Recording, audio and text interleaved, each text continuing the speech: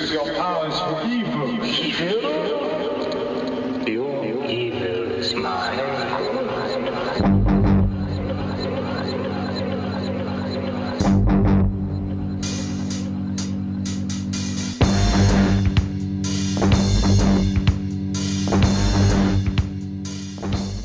Hello, everyone, and welcome to another episode of Next Stop Everywhere, your Doctor Who podcast. And we got to tell you, we hadn't forgotten you. We know it's been a while since there's been a Next Stop Everywhere episode in your feed, so I don't know if you guys are happy, but I and my partner in crime, Charles, are very happy. How you doing, Charles? I'm good, Jesse. So, yes, this is Jesse Jackson. I'm Charles Skaggs. Welcome, everybody, back to Next Stop Everywhere. We know we've been gone a while. Obviously, we've had some stuff on our plate. If you've been following our various feeds on Twitter Yes. or Facebook. Jesse, obviously, busy with his Bruce-gasm. Yes. Where he got to finally live a dream and meet Bruce Springsteen in person.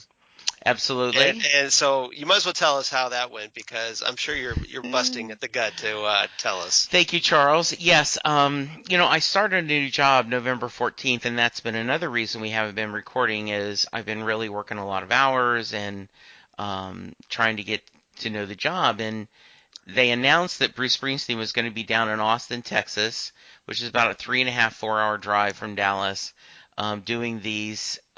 You can't really call it a book signing because he had pre-signed all the books, so it's a bookstore appearance. Okay, that makes sense. Yeah. Because basically, where you're doing a meet and greet, you're not doing a signing, right? Yeah. And so, and the way it works, and he's had them across the U.S., and he did one in England. You get a ticket, you go, you stand in line. Right. They take your phone, you say hi to him, you turn, you take a photo, you leave. I mean, it is... so very, very restrictive. Yes, very restrictive. I will picture Now, you take the picture on your phone? Yes. Okay, got it. And picture the shortest time you've ever spent with any celebrity at a comic book convention and cut it in half. Okay, so hi. But yeah, exactly. They sold 1,200 tickets for this Austin showing, and they say he could do 400 in an hour. Okay. I have no doubt. It was a great time. The weather was beautiful in Austin. We stood in line a couple of hours, but I was sitting next to other Bruce fans. We're standing, we're talking, we're telling stories. I recorded a few comments for, set listing Bruce, and you get in the room and they tell you, here it's going to go, and you hand them your phone, and I had a letter I had written with a flash drive filled with episodes of the podcast, and I put not a demo. Just thinking if anyone sees it, the chance, it's like a 1 in 1,000 chance anyone's going to actually listen to this. And it didn't work out. I don't know. They haven't reached out to me, but I was able to tell him a lot of what I felt. And so I reach over and he looks at me and, hey, man. That's my fake Bruce. Hey, man. Shakes my hand. And, we put our arm around each other. So you got to shake his hand. I got to shake his hand. We put our arm around each other. And I said, so picture The Godfather and Luca Brasi, saying over and over again what he's going to say to the Don. Right. That's what I am this whole time. And what I said was, Bruce, I spent 7 months last year. And your grandchild will be a glorious child. Yes.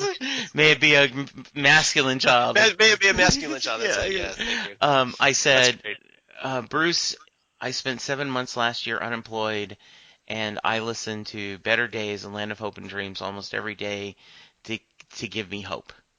Okay. And when I said better, next, his handler was saying it. So I have so he cut you off in mid-comment. But I finished it, but Okay. I don't know if he heard it, but I have said this to multiple people, Charles. Yeah. I needed to say it more than he needed to hear it. You know what I'm saying? Right. Yeah. You just wanted to get it out to him, Right. to make that expression of gratitude. Right. Like, Okay. and you've met a lot of people and a lot of actual, one of the nice things about being comic fans is you do get a chance to meet your heroes, Mark Waid or Marv Wolfman or George Perez, and you actually do get a few minutes to tell them. But,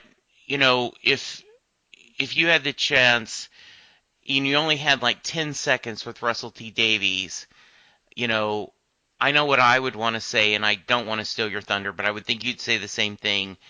Thank you for bringing Doctor Who back and doing it the right way and with love. Exactly. He doesn't need to hear that, but I would need to say that to him. Right. You feel like you feel not to say obligated, but just like it's something that has to come from the heart. Yes. And express it. So okay. Yeah. So it was great to see. Yeah, that's great. That's awesome. I think that's great that you get to meet one of your heroes. So that's great. It was very nice, and so wonderful time. And so now I have a picture with him, and we'll post a couple pictures. The first picture came out great. Right. The second picture I love because I'm staring at him, telling him this story. He's looking ahead, and all of my friends have said it looks like, I love you, Bruce. Please. Please. Well, I did. I was thinking that when I saw your photo that you posted on Facebook. I was just like, We are a family-rated show, but a couple of my more cruder friends will say I was asking him to do unspeakable acts to me, is what it looked like. So, I think we'll just leave it there. All right. So absolutely. As for me, obviously, I was at work. Doing work stuff in Cleveland, Ohio, about almost 3 hours from where I reside in the Columbus, Ohio area. And so that was fun for the simple fact of driving through snow and then coming back and driving in snow in Cleveland. And so that was fun. But we've obviously my story's a lot shorter than Jesse's, obviously. Yeah. But because I'm sure you don't want me hear me go on about work. But what were you listening to in the commute? Actually, I was listening to a Doctor Who audio on the way up. Very nice. From Big Finish Productions. So I was listening to the Peterloo Massacre, which is a historical story starring with the Fifth Doctor, Peter Davison, and his companions Tegan and Nyssa. Oh, nice. So Janet Fielding and Sarah Sutton. Yeah. And so I was doing the Doctor Who thing on the way up and the way back. So. See, always working for the show. We appreciate you. That's right. Well, it's who I am. Absolutely. I'm not going to go too far from Doctor Who, even for work. Absolutely. So it doesn't leave me. So Doctor Who stuff. So Jesse, we're going to talk about the power of the Daleks today, aren't we? We are, and I'm excited to talk to you about this. And so I wanted to give my first impressions, and then I've already warned Charles he's going to do a lot of the heavy lifting. For some reason, this episode did not connect with me. It felt like I was watching classic Doctor Who before I had developed an eye for it. Mm-hmm. And it just, for some reason, didn't connect. And I think we'll get into that in a little more details. But I will tell you, along with Bruce Springsteen's autobiography, he released a new collection called Chapter and Verse, and 4 of the songs are unreleased songs that he did with the Castiles and as a solo act. And I will tell you, Charles, all 4 of them left me pretty meh. Yeah. I understand the significance of that these are 4 songs that he did before he got a record contract with Columbia Records, and it's before the E Street Band and before. Well, it's kind of like listening to the Beatles' early work when they were in the Cavern Club. Right. And before they hit it big, when they still had Pete Best as their drummer and whatnot. Yeah. And so yeah. So So this is kind of how I felt like this. It's certainly, Or I mean, not Pete Best, but I'm thinking of somebody else. but yeah, no. Yeah. It is still with Stu was still with them, and yeah, and Pete Best was the drummer before Ringo. Oh, was he? Yes, Okay, he was. okay. I was thinking he was the Who drummer for a Yeah. minute there. Okay. No. No. That's Keith Moon I'm thinking of. Yes. Sorry. Um, Yeah, so Pete Best. All right, And so it that's was why that. this isn't a Beatles podcast. It's a Doctor Who podcast. Well, exactly. So, but so anyway.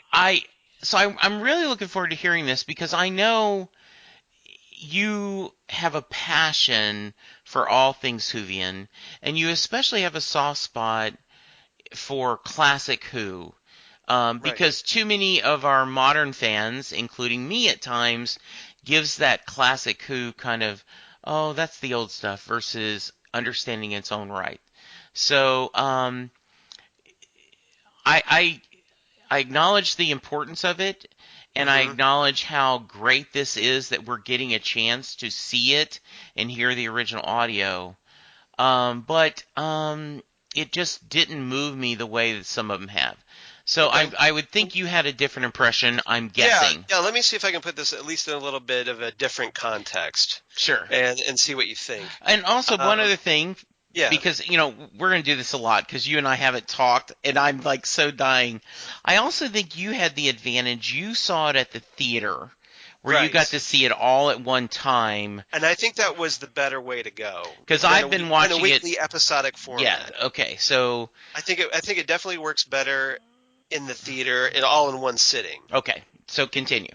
Okay, so to kind of put this in a little bit of a different context, like I was talking,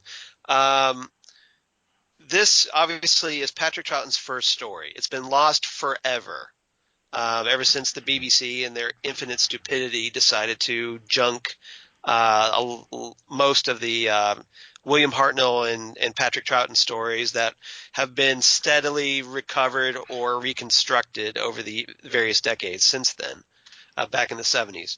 So sadly, the Patrick Troughton story is still lost to this day.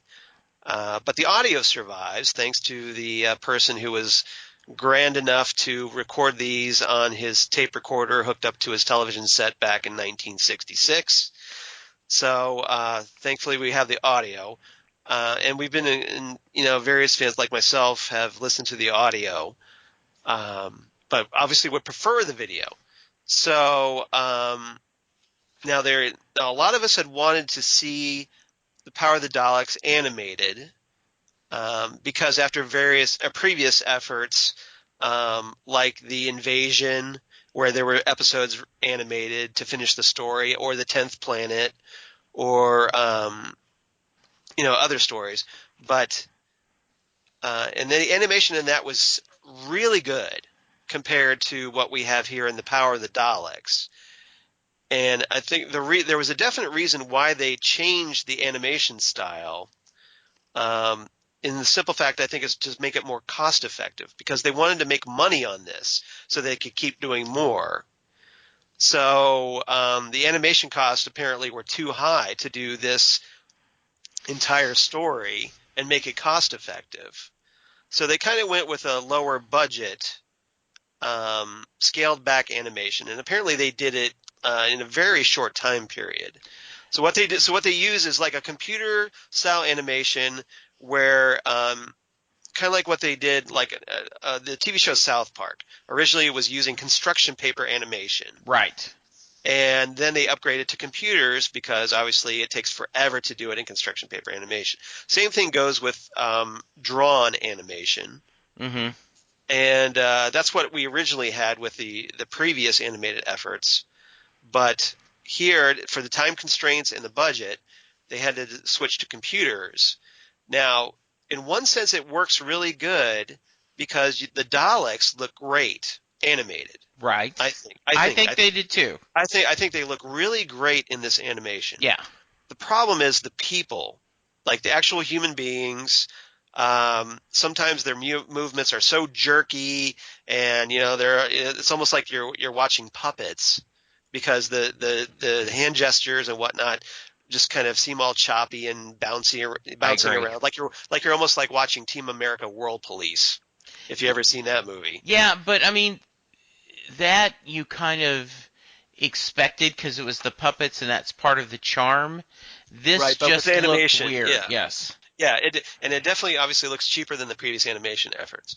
Yeah. But so you have to kind of like treat it, and the way I kind of looked at it was like it was a YouTube animated effort, like it was almost like a fan animated project. That's something they had done on their computers because over the years there have been some pretty decent Doctor Who animations Yes. of like various scenes, or there's one notable one that I really like. It's the Third Doctor that was done in an anime style. Oh. Okay. And so if you do a search for Doctor Who anime, and I think I actually have this linked on my blog, Damn Good Coffee and Hot. Okay. So you can either search for it there or search for it on YouTube. You can just do Doctor Who anime Right. and see what comes up. But it's basically like this really great Third Doctor style where you get to see the Third Doctor, the Master, and the Brigadier and whatnot done in a Japanese anime style with English dubbing, but it looks really great. And so but this was also like I think hand drawn, so it took a long time to do, but the guy did it. It was like this amazing project if you followed it. Okay. I'm sure hopefully some of our listeners did because I'm sure there's some hardcore Doctor Who fans would probably picked up on this. Yes. But so that was great. But so in comparison, I see it as kind of like on that level of the amateur Yes. effort, but just to get the story across. And I think the backgrounds and stuff were good. The sets, done in the back, the artificial CGI sets, but. And I liked the it wasn't grayscale, but it felt like that. This kind of it wasn't fully color, to capture the black and white. Yeah, I thought that looked really well. And I think one of the things hurting it, at least in my opinion, is because the pacing is much slower, and especially early Who, that you would go, it felt like minutes. I realized it was only seconds where nothing's happening. You're hearing no sound, and they're either moving to another place or something, and it just kind of dragged, especially I thought the first episode. Well, the first episode is basically to introduce the audience to the new Doctor. Right. And to have Ben and Polly going like, oh, who's this? He's not the Doctor, blah, blah, blah, which we'll get into. But the second and third kind of just introduce the character, the supporting characters for the story. Yes. And to like tease like, okay, you've got this Dalek, and okay, he's obviously up to no good because it's a Dalek, of course. Yes. So, but in general, I think this was a 6-episode story that could have easily been condensed to 4, and I think it would have been much better off. I think so too. I think you could have taken episodes 2 and 3, condensed those down, take episodes 4 and 5, condense those into 1, and you would have had a much better story. And for those of you listening, I want to stress that is. I often say that when we're discussing Classic Who, but there have been many exceptions, especially in some of the episodes we've talked about during our countdown to Doctors, where I've said I didn't feel like there was a lot of filler at all. I thought this was a really well-paced and good story. But I do think this one, I also think, the writers may be trying to figure out, because at this point, regeneration was not an established thing. They also weren't sure, okay, we have a new actor, and is this new Doctor a totally different person? Is he the same person with the same face?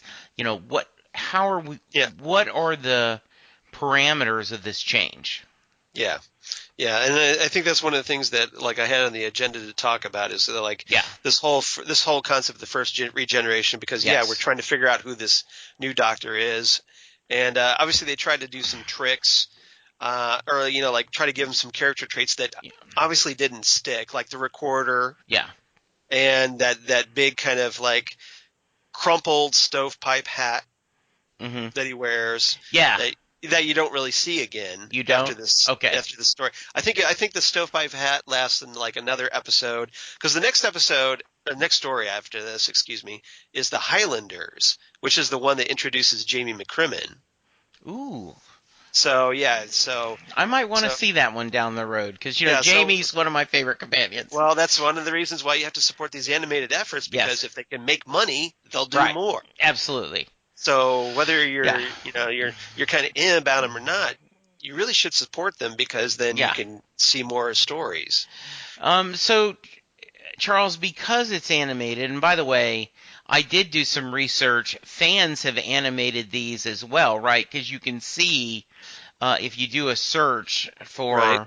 the Power of the Daleks, other fans have done it, and the characters look totally different than they do in this version. Right. I guess because this version they tried to make it look like the actual actors. Right. But is there any specific guest stars or someone of significance that you want to bring up to us? Yeah, I did want to bring up that there's actually a few actors that appear in later Doctor Who episodes. Okay. So there's a few I wanted to bring up. Bernard Archard, who plays Bragan, who is the the kind of like military commander guy that kind of takes over the facility. Yeah. On Vulcan in this one. He, you might remember him from when we covered Pyramids of Mars. He played Marcus Scarman, Oh, okay. who was that like kind of creepy looking guy who was controlled by Sutek. Okay, very nice. So if you remember him, and then Robert James, who plays Lesterson, the rather foolish scientist who ends up going totally off the deep end in the final couple episodes of the story, and hilariously, in my opinion. Yeah, and I also think the animation supported that really well. They kind of had him looking all fuzzled. Yeah, his manic, his face did look really like Yes, crazy. yes, it So I did. I thought that was great. I thought they were at least able to capture that. Absolutely. He played a high priest in The Mask of Mandragora, Okay. a Tom Baker story, which is also a Tom Baker and Sarah Jane story. Edward Kelsey plays Resno, and he was a slave buyer in The Romans and Edu in The Creature from the Pit. The Romans was a Hartnell story, and The Creature from the Pit was also a Tom Baker story. So so we got a few, nothing major this time, no James Bond connections in this one, but we had a few, and like I said, it was kind of cool at least to see Bernard Archard, who was in Pyramids of Mars in a rather significant role. So, I wanted to know, and this may be everyone else knows, and I think I know the story, but I'd love to hear your perspective on the thought of William Hartnett is starting to get ill. Yes. And his health is failing, but they don't want to kill the golden goose. Right. If you do some Google searching, I mean, this episode got like 7 or 8 million viewers, back in the 60s when this was on. This was a big deal back then. So, because one, you had the Daleks, but then you had a new Doctor, and everybody was like, "Whoa, what's up with this?" So, give me your version of, based on history and your research, of how did they come up with this, let's recast the Doctor, and, what were they thinking, and then let's talk about the actual execution. Well, if you've watched the documentary movie An Adventure in Space and Time, you kind of know the story. Right. William Hartnell was in failing health. He was having trouble with his lines, getting very frustrated. Health-wise, he was not in great shape. So the people in charge of the show obviously were having deliberations about what to do about the show. Right. And they confronted Hartnell and told him that they wanted to go in a different direction with another actor. Okay. And which is Hartnell wanted to continue. He felt like he could continue, but realistically he couldn't continue. Right. And so they made the decision to go with Patrick Troughton, and they came up with David Whitaker, who wrote this story. Well, actually, I take that back because they start the regeneration process at the end of the 10th planet, Hartnell's final story. Mm-hmm. But it's really Whitaker in this story that kind of, this is where the Doctor kind of comes into being, and we kind of see a little bit of,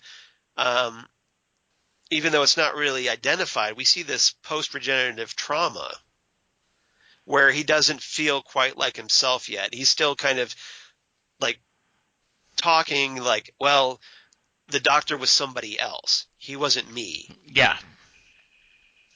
Even though, obviously his companions, Ben and Polly, had just witnessed this right in front of them. Yeah. Ben is still skeptical of the whole thing. He is, isn't he? And he is through most of the story. Polly is a little more sensible. She's a little more smart. She's a little smarter than Ben, obviously. So she's willing to kind of accept this, and then she's kind of like the audience's. Ben and Polly are kind of like obviously the audience's point of view characters. Yes. Where you've got some people that are skeptical. Well, this guy's not the Doctor. He doesn't look a thing like him. He's completely different. Right. And then you've got Polly taking the other stance where it's like, well, he's the same guy. He's just looks different. That's all. And I think it's amazing that Patrick Troughton pulls this off, because it truly does feel like they're saying, well, we'll figure it out, right? Like, right. Yes, you're gonna take over the role, and we'll kind of hand wave what happened, versus later, we as an audience and the actor knows exactly what they're doing, and you can explain, and then you can kind of see, we're looking through it from the benefit of 50 years of hindsight. Yeah, exactly. So we kind of get what's going on, but can you try to picture audiences in 1966 when this story aired? Like, this must have just blown their minds. And I was going to ask you that exact same question. Because you don't just have the same character with an actor who looks completely different. Yeah. And acts completely different. Yeah, and this isn't like Bewitched, where they changed out the actor who played Darren, and it's the same role. Yeah, where they went from Dick Sargent to Dick York. Yeah. Dick York to Dick Sargent, yeah. Excuse me. I mean, this is truly their, and they weren't sure. I think in a lot of ways they weren't sure what they were wanting to do. Mm-hmm. So can you imagine? I mean, I know what I missed the Buffy the Vampire Slayer bandwagon. Just had not watched it. And Shame. I know. I feel like we need the priestess from Game of Thrones going, shame, ding, shame. So shame. So what got me to try the show was an article talking about Dawn, that they just added a younger sister, and they kind of made fun of that other shows like Happy Days. They had an older brother, and then they wrote him out, and people change, and that the show, Joss and the writing theaters adds a extra daughter that all of a sudden and they retcon her into the continuity. Yes, everyone in there, but had a purpose, and I went, wow, if somebody's that clever, I need to see this, and so in a lot of ways, I feel like that's what I would have done with the Doctor. I've been like, what? Wait a minute. Maybe I need to check this out. What's going on? What are they doing? So Jesse's there going like David Tennant going, what? Yes. What? Yes. So yeah, I think this is, and one of the things, and I am quoting, for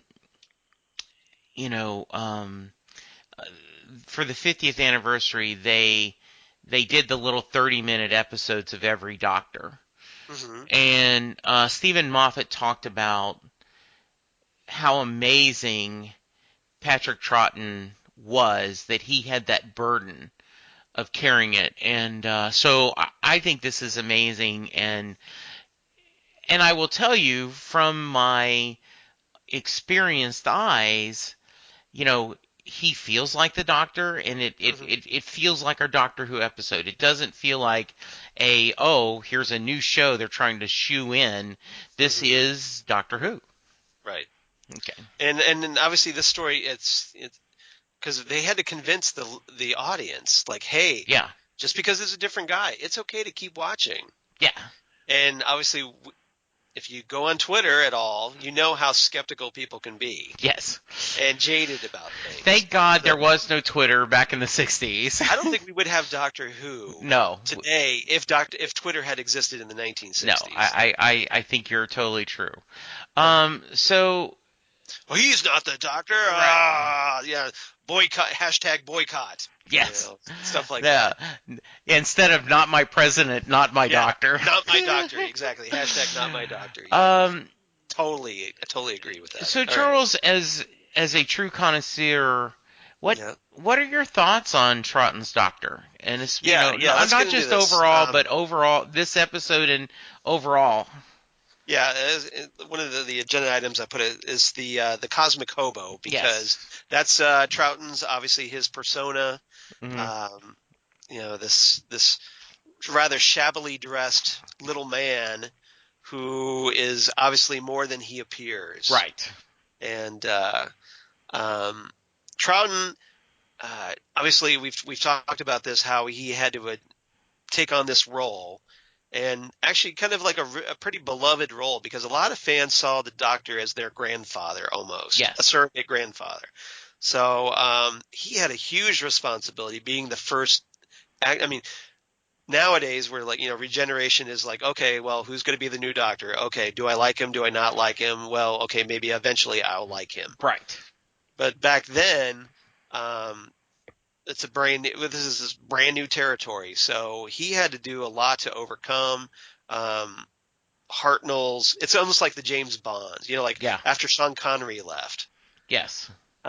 Sure, they tried out George Lazenby, but it's really Roger Moore who had to kind of win the audience over. Right. And so Patrick Troughton does the same here. We talked about how they tried to do some different character traits, like with Recorder. They phased that out, thankfully, because that does get annoying after a while, where he's trying to sit there and use that to help him think. Yes. But let's chalk a lot of that up to the regeneration, that he was just trying to get his thoughts together. Right. But this Doctor, he's warmer and friendlier than Hartnell's Doctor. And, I think, as you were describing this, what's funny is... He's funny. Yeah, Hartnell being so beloved, right? Even though he wasn't very warm. Well, he softens over in his era. Like if you compare the third and fourth season, Hartnell versus the first couple seasons. Yeah. But especially, once he becomes a warmer character, but he still can be irritable. He can still be touchy at times.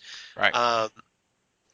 Troughton's obviously he's not a clown, but he does try to if in this story especially, when he can get a few jabs in on people. Yes, he can. He can be very snarky at times, but he does it. But he doesn't. He's got that, because Troughton's voice has that kind of very pleasant, smooth delivery. Yes. He can cut you down with a smile almost.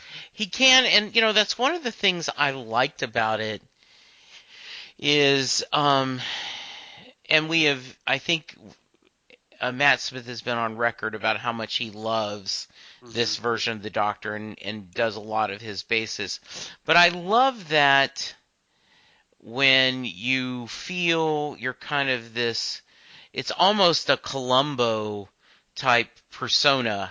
That's a great analogy. Yeah, that Like, excuse me, sir. Yeah, exactly. You've got this Dalek. Yeah. You don't see how that maybe he might want to. Oh, I don't know. Try to take over. Try to build more Daleks. Just throwing that out there, sir.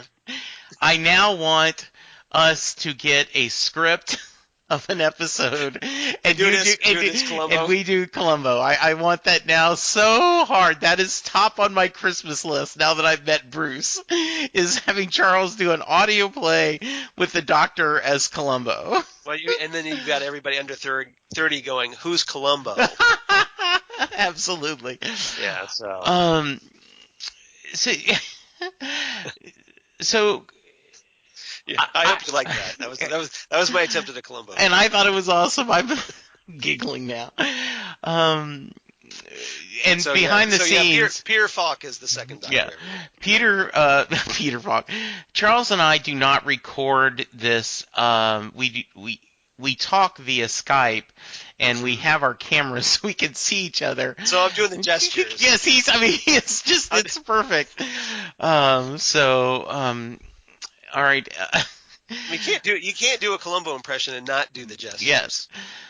So anyone wants to go and use art to put in a Peter Falk's face in a Patrick Troughton, send us that. Yeah, send it to us. We'll post it on the or even just go ahead and post it on our Facebook page. Our Facebook page, yeah. So we touched a little bit on this, but Ben and Polly in the first regeneration, I thought, and you said it well, this was genius that because they had two companions, they could say, okay, you are going to be the surrogate for everyone who's going, and I've got my arms folded going, prove it. Yeah, doing it, convince me. I'm not, he's not my, you're going to have to prove this to me.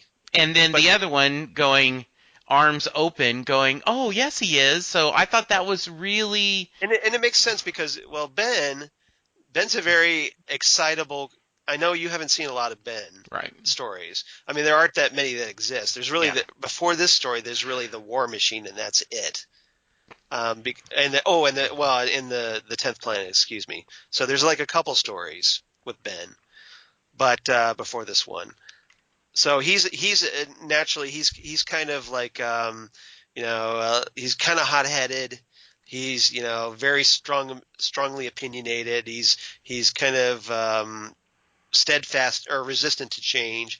Polly is obviously kinder, more accepting character, and coming at it from like the male-female perspective as well. So she's kind of open to this. So Ben and Polly kind of represent, in my mind, the two diametric audience viewpoints as approaching this new Doctor. Yeah, I totally agree. So do you think it was good that they had the Daleks so early in his, the second Doctor's timeline? Do you think that was a calculated... Well, even if they don't like the new guy, everyone loves the Daleks, so let's throw that in there. I totally agree because remember, Dalek Mania was still hot back then. Right. So, what better way to try to sell your new Doctor than with bringing back his greatest villains? Yes. Because obviously this is before the Master and whatnot. So, or Davros. So, If you're going to try to convince viewers to keep watching, you got to throw your A game and bring your A villains back. Right. And that's what they do here. Now, I have a question from friend of the show and my fellow Whovian godfather, Ken Schaefer. Hi, Ken. Ken was talking about he and his son Parker have a Saturday night tradition where they have started from the very first William Hartnell, thank you, episode, and they are going in order every Saturday. They watch an episode, and that's their Saturday night ritual. So where are they now? They are almost finishing up Baker's run. Okay. No, that's good. That's the point where I got into the Right. show. Yes. So, And yeah. so, but they were watching this, and Ken wants to know, Mm-hmm. people of Earth, do you not have any memory? I realize that we are watching in chronological form, but the show runs around. The Daleks have been here in previous times. Can humans not, and it isn't like they're a nondescript monster, hey, I think didn't this happen, 75, 100 years ago? These crazy people attacked us? Right. Well, you got to remember this one here is on the planet Vulcan. Yes. So obviously this is far in Earth's future. Yes. By the way, in 2020, according to the notes, and so I guess they've forgotten. Also, way before Star Trek. Yep. And the thought, according to the article I was reading, is both shows came up with the name Vulcan independent of each other. Oh, So, I'm sure they did. But yeah. But hey, Doctor Who. First First here, best here. Yes, it is. Yeah, I don't think either show ripped off the other show in this one. Do you? So in a lot of ways, this felt to me a rinse and repeat storyline with the Daleks. Mm-hmm. But once again, I'm looking at it after all these other Dalek shows, not from fresh eyes, right? Yeah, this is really okay. So we had the Daleks, then we had the Dalek invasion of Earth, the chase, and then the Daleks master plan. So this is the fifth Dalek story. Okay. So kind of early, obviously, into their run. So what did you think of that story and the feeling of it? Of this story? Yes. Yeah. So the Daleks here, they've basically, after the Daleks master plan, they're kind of like trying to get their groove back. Yes. Okay. So you've got 3 Daleks that are found on this ship on Vulcan. You've got in this community, and this is where the Doctor, Ben, and Polly obviously stumble into this. And you've got they try to take one and reactivate it. Mm-hmm. So they get one going. The Dalek, once he's actually powered up, is very crafty. Yes. Poses as, he keeps trying to tell everybody, I am your servant. Very nice. Yes. And tries to say, they've got him serving drinks and what have you. Almost kind of like R2-D2 on the that in Return of the Jedi. They've got him like almost the walking drink cart. But but obviously it's a Dalek. We know what the Daleks are about. The Doctor knows what the Daleks are about. Yes. Ben and Polly have never seen the Daleks before. Right. And neither has anybody on Vulcan. So it's up to the Doctor to try to convince everybody, hey, the Dalek, do not trust the Dalek. You're an idiot if you trust the Dalek. and that's why. And obviously the Doctor is proven right. Well, of course. The Dalek goes They're Daleks. He goes and animates the other two, and at this point there should have been some warning signs going off. Yeah. Okay, he animated got the other two going. Yeah. And then they start reproducing, of course, and the Doctor is kind of like at this point like looking around at everybody going, I told you so. Yes. Yeah. So.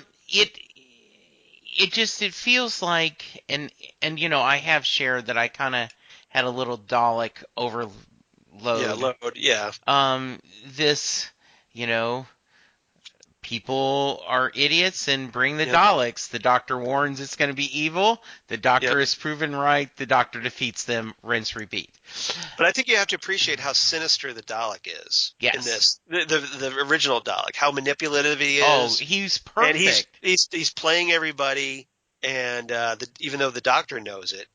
Yeah. But and granted, you kind of have to kind of leap some logic where like you've got Lesterson, who's a scientist, but the problem with Lesterson, he's so excited by this discovery. Yes.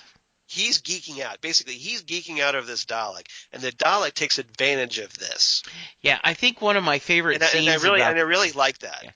Yeah, one of my favorite scenes is I think it's in the third or fourth episode. I'm not sure which, but where the Dalek says, you know, he says you're so curious, like a human, and like and the Dalek, you can tell the Dalek's trying to get as much intel as possible to use against them, but he kind of spins it. Oh, the only way I can help humans is by learning more. What is the purpose of this machine? Oh, this is our computer that calculates meteorites. Oh, how accurate is this machine? 70%. Oh, well, if you gave me if you gave me materials, I can make it 100%. 100%. Oh, that's amazing. Yep. And you're just like, boy, you just got played. Yeah, basically. And that's what I kind of dig. I like seeing the Daleks being manipulative. Yes. Because it shows that they're just more than killing machines. Right. And that makes them a better threat because they're like, yes. Oh, they're being sneaky. Yeah. And that makes them much more interesting to me. Yeah. Than just running around going, exterminate. Right. They're being like, ace, like being all crafty and playing everybody to get to achieve their goals in an underhanded way. Yeah, very well done. Is there anything else we need to cover before we kind of get into favorite quotes and ratings? No, I don't think so. Although I did kind of want to talk about how, like, in episode 1, we kind of get these little homages to Hartnell's era when the Doctor kind of like he comes out under that cloak, yes, and reveals himself, and he's kind of going through this trunk that's in the control room, right? And he pulls out like this dagger that he talks about picking up during the Crusade, which was a previous Hartnell story. Yes. And then he looks in a mirror and he sees the first Doctor, so that to give us the indication that this is the same guy. Right. I thought that was well done too. Yeah, and then there's another reference in episode 2 where he refers to Marco Polo, which was the story, the fourth Doctor Who story, where the Doctor met Marco Polo. So I thought that was kind of nice that they actually acknowledged that, and it helps kind of show the viewer that it was indeed the same guy. It is in fact the Doctor. Yeah, I thought that was really well done too. I especially liked the mirror, shot. Kind of that. In a lot of ways, it's a self-image, right? You see yourself. Right. Necessarily not the way you are, but what you see yourself as. So I thought that was really well done. Good. Now, do I need to go through the final episode? Because you didn't watch the final episode. I'm calling you out for not watching the final episode. Yes, because I'm watching it on BBC America. No, I think I have enough excitement that I'm going to watch that next week. We talked about this off, Yeah. On Facebook or Twitter or whatever, mm-hmm. and how I mentioned that episodes 4 and 5 kind of pick things up. Yes. As things finally get going. Yes. So was I right about this? I totally agree. In fact, I watched 3 on demand. I watched 4 on demand, and then I watched 5 at tape last night on my DVR. So I watched all 3 of them in a row, which is why I said I think if I had gone to the movie theater and watched it, I would have a better feeling about it, because watching all 3 of them together kind of, this was a little more interesting. So I'm looking forward to seeing the ending next week. Yeah, I think it flows better all in one shot. Yeah. So I'm glad you're looking forward to finishing. Yeah, I am too. Yeah. Okay. So that's all I have. If you want to go into favorite quotes. Yeah. So the only quote I have, and I don't have an exact quote, but I, on the other hand, the recorder didn't bother me. Yeah. And I loved the pushing the water on the glass, trying to make the right tone. Right. I liked that kind of, one, because it's a little different. It's Two, clever. it is clever. And then when they do open the jail door, Right. when the doctor brings it, like, I don't want him getting the same idea, though he seems a little tone deaf or something along that line. I thought that was a pretty funny line. That is a good So, line. yes. So, what else do you have? No, you don't have any others? No. So go for it. Okay. All right, so I got 4 here. Awesome. Great. So we'll go through this. First one I have is this exchange between Ben and the doctor, where Ben goes, "Now look, the doctor always wore this, so if you're him, it should fit now, shouldn't it? There, that settles it." The doctor replies, "I'd like to see a butterfly fit into a chrysalis cage after it spreads its wings." Ooh, nice. Yes. So Good one. there's that. And then I've got another exchange between the doctor and Ben where, kind of following up on this, where the doctor says, "Life depends on change and renewal." So Ben replies sarcastically, "Oh, so that's it. You've been renewed, have you?" The doctor replies, "I've been renewed, have I? Yes, that's it. I've been renewed. It's part of the TARDIS. Without it, I couldn't survive." And that's kind of, you can tell they haven't built the mythos straight yet, that it's Right. almost, they imply that the TARDIS because- is what helped it. And Right. When they talk about renewal, they don't talk about regeneration. right. Yeah. So they're still piecing it together. Yes. But we get a little bit. It's gradual. It develops. Yes, it is. That's evolves. the beauty of a 50-year-old show, over 50s Exactly. now, is you Yep. get to build that mythos. All right. Next quote I have is from the doctor, where he's talking about the Dalek. Okay. And he's trying to explain. He says, "It can do many things, but the thing it does most efficiently is exterminate human beings. It destroys them without mercy, without conscience. It destroys them utterly, completely." Yeah. Really well done. There's Those are pretty also, accurate descriptions of yeah, Dalek. there's also one, and I'm not stealing your thunder, but he makes a point about they think they're better than everyone else, and that's why they act the way they do. Yep. Yeah. And then the last quote I have is from the end of episode 6. So this is going to be spoilers That's okay. for you, Jesse. Where the doctor decides that Ben and Polly need to go ahead and make their exit. He says, "I think we better get out of here before they send us the bill." Oh, that is so perfect. So yeah. look forward to that line. Yes, I will. I look forward to it a lot. So I feel like I should give a incomplete because I haven't seen the end of it. Right. But Well, why don't you base your rating on 5 episodes? yeah. So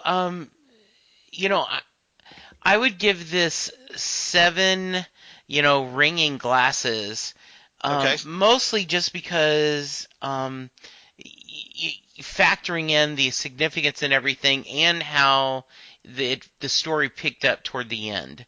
This is certainly not one of my favorite classic episodes, but based on the significance and everything that's going on, I can't give it a failing grade. Understandable. I think that's perfectly fair. Okay. I give this one a little more. I'm a little more generous. Yes. So I give it 8 out of 10 annoying recorders. You really don't like that recorder. Yeah. I used to play one, and it was like as a kid. In, Really? Music class. Yeah. Well, you had it for like a semester. So yeah, they made everybody get one. Mm-hmm. And I wasn't that good at it, so therefore, so childhood trauma. Oh no! Affected. All right, so it is time for the award-winning. Yes, award-winning. We won an award. What did we win? Extremely popular. Reverse the polarity. Yeah, segment. we're gonna reverse the polarity because we're going ahead to the future. Right. So we're gonna go ahead. Time travel ahead to 2010 for Victory of the Daleks. Yes. A Matt Smith story, so you could probably guess why I chose this one. It's the 3rd episode of Series 5, written by Mark Gatiss. So we have the Doctor, receiving a call from his old friend Winston Churchill, the 11th Doctor and Amy Pond head to 1941 to help him out with something. Churchill is, of course, shocked that the Doctor has regenerated, because this is only the third story in Matt Smith's run. Yes. The Doctor watches horrified as Professor Bracewell, head of this new Ironside project, produces a camouflaged Union flag-wearing, obedient Dalek that says, "I am your soldier." Sound a little familiar? It does. And before you go any further, And it does carry around tea during the. Would you like some tea? The Dalek asks, "Would you like some?" When I was talking about rinse and repeat, I specifically had this episode in mind.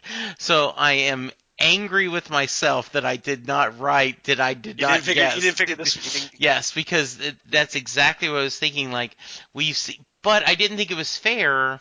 Mm-hmm. Because this story was in 2010, and this is way back in the early 60s, right? So exactly. Yeah. Mm-hmm. So obviously, Gatiss was a very big fan of Power of the Daleks. Absolutely, yes. So the Doctor asks Churchill to eliminate the Daleks, but Churchill instead begins thinking about what he can do with hundreds of thousands of these. Right.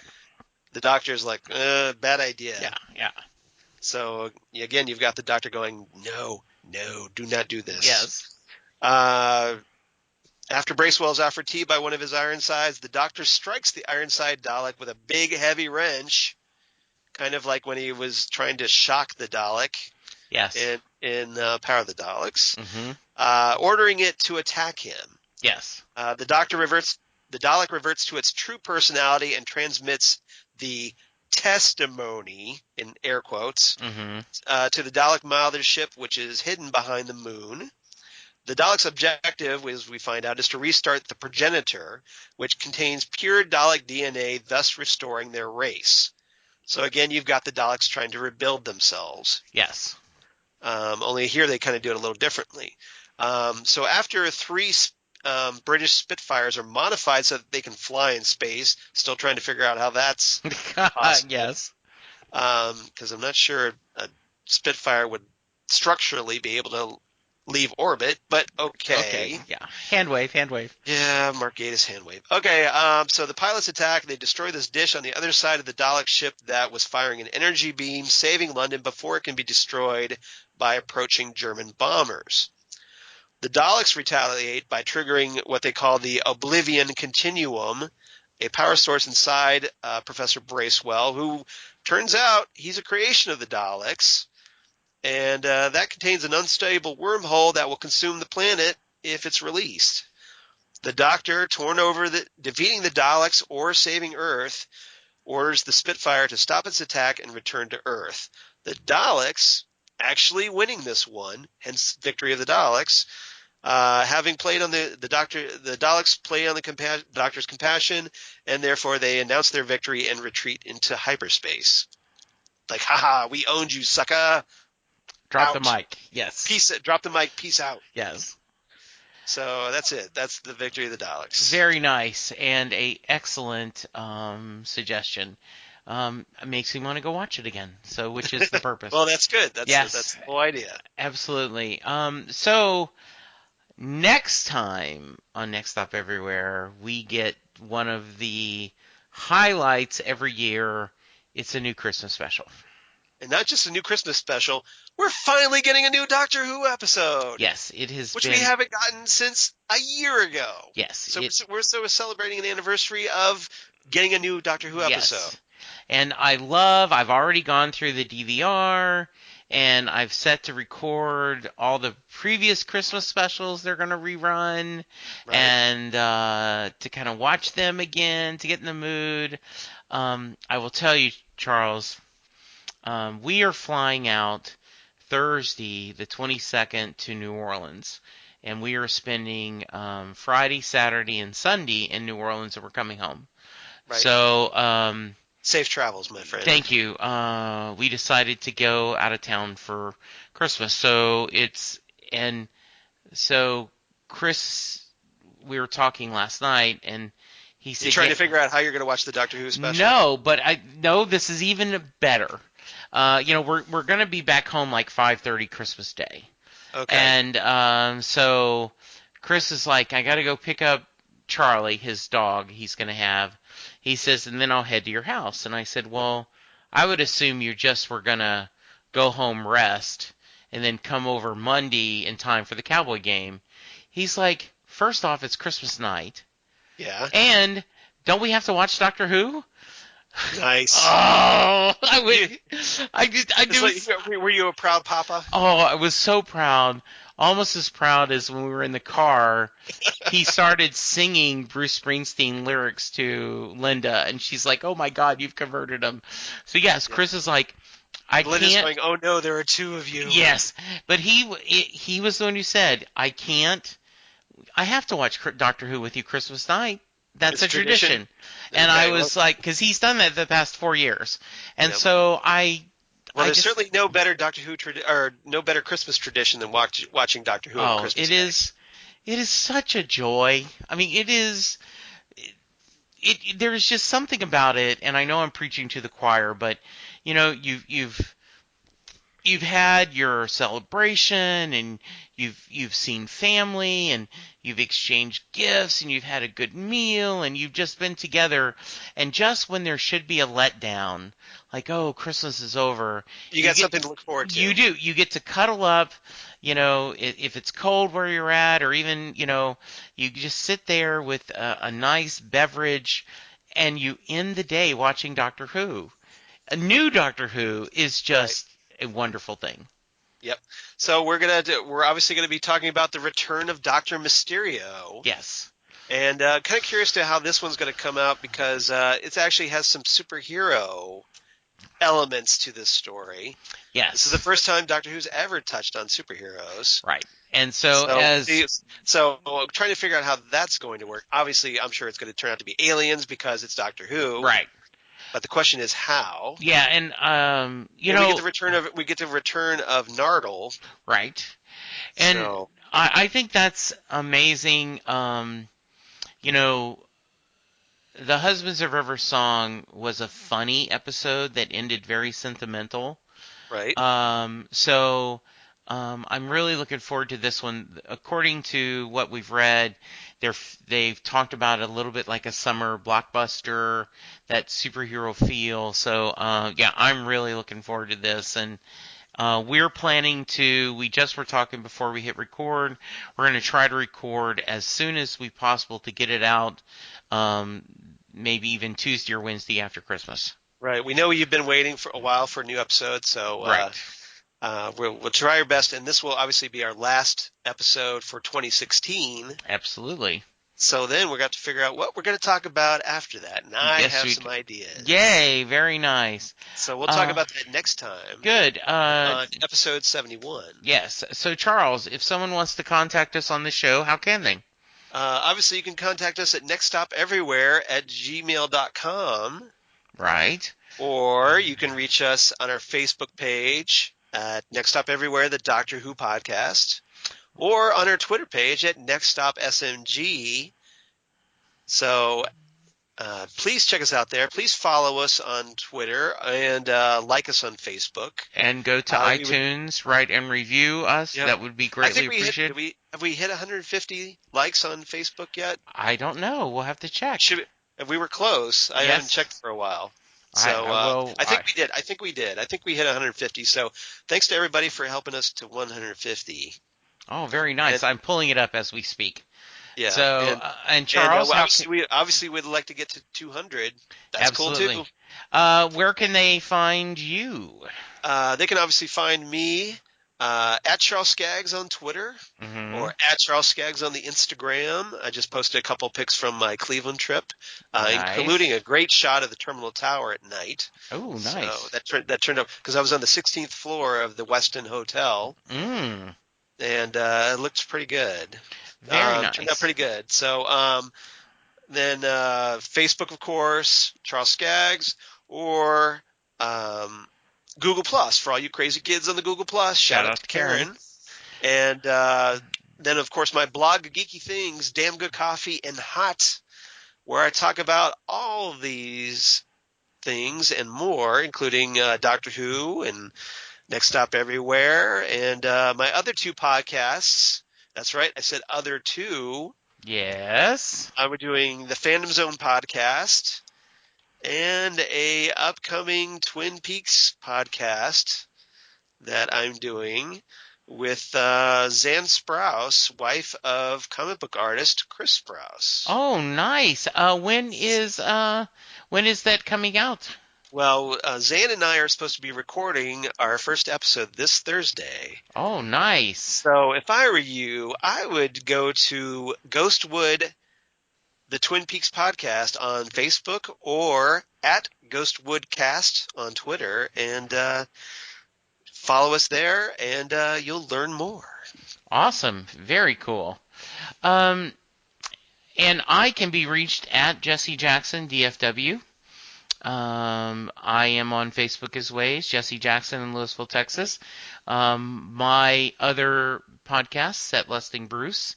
I have a special holiday episode coming up this week as we talk about this, and have had a couple of nice interviews. In January, I've got two I'm really proud of. I have an writer, Tom French, and his wife Kelly French wrote a book, Juniper, the Girl Who Was Born Too Early. Okay.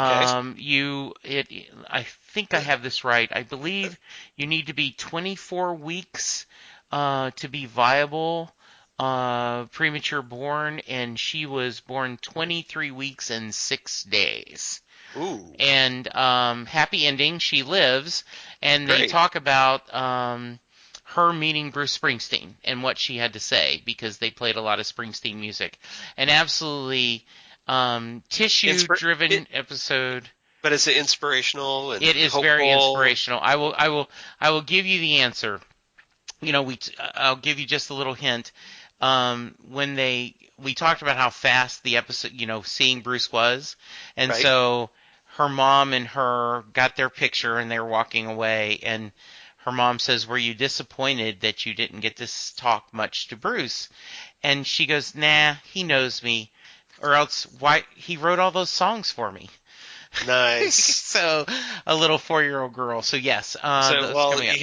Sometimes, out of the mouths of babes. Absolutely. So, this will come out a few days before Christmas. So, Charles, I want to wish you and Lori and your wonderful family the very best of holidays.